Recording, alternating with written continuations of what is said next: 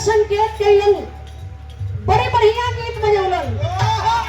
कोनो दुल्हन बा तनी फीट फाट रहा दुल्हन रहल, मान लो हमारे मास्टर नियर कितना करिया करिया मेहरा रूना होली का हो काहे होली तनी फुहर लगेगी। मास्टर साहब को खनोहर खौलत हो। कोनो बढ़िया मेहरारू रहल है हमरे मास्टर नियर चमकत रहल। अच्छा देखा गोर करिया से मतलब ना होला। हम कहिला कि काला को काला मत समझो, काला सब में आला है। काली पुतरी काला सुरमा ओ माय डियर आंख में बसने वाला है। यो अपने मेहरारू को मरद हुआ, इनहू को मेहरारू इनसे प्यार करे ले। हम कितना लगला ओके कुछ गड़बड़ बुझाता इनकर मेहरारू कैसे प्यार करेगी।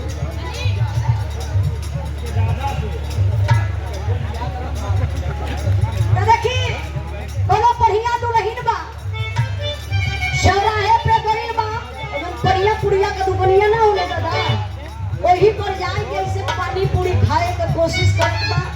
तबले बेचारी के सर से पल्लू सरकल, तो वो लड़का देख के पूछत हो कहत बता कहलस हो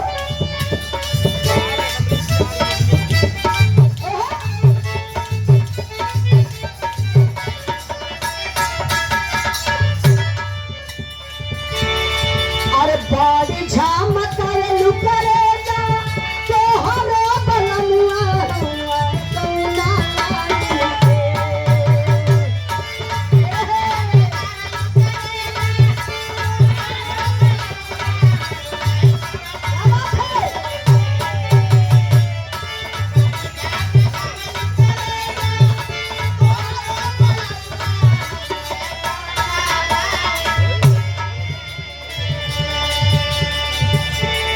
बाड़ी झामत लुकरे जा तो हरो बलमुआ हुआ कौना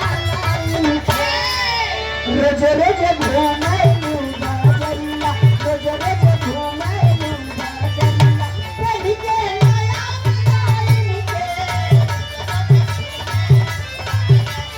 पढ़ के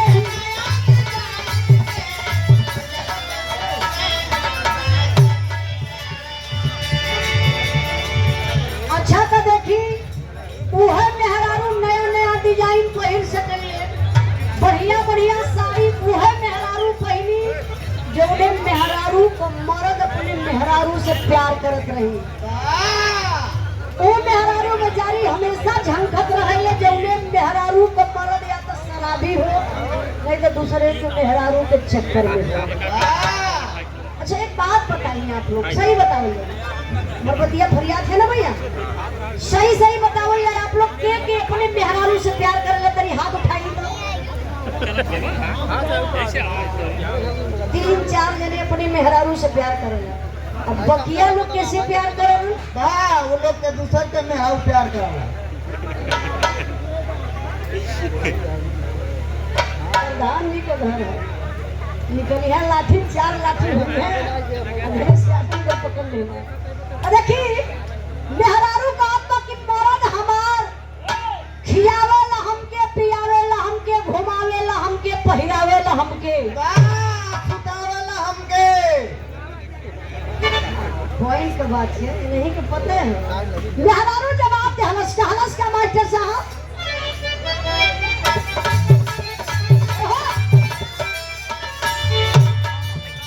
अरे काहल हमर माने सैया तोहर नियन लगौना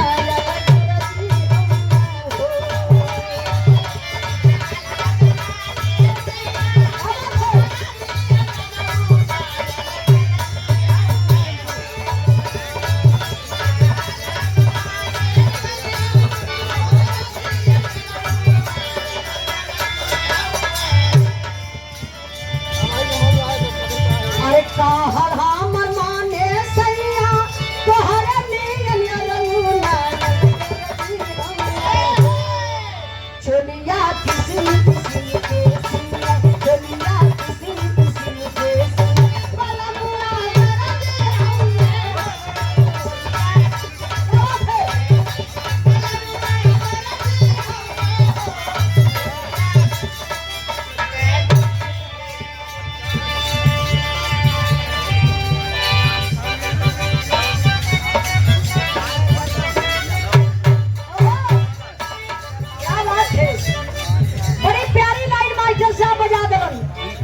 जब मेहरारू का रहना बा बारिश आगे का बारिश आगे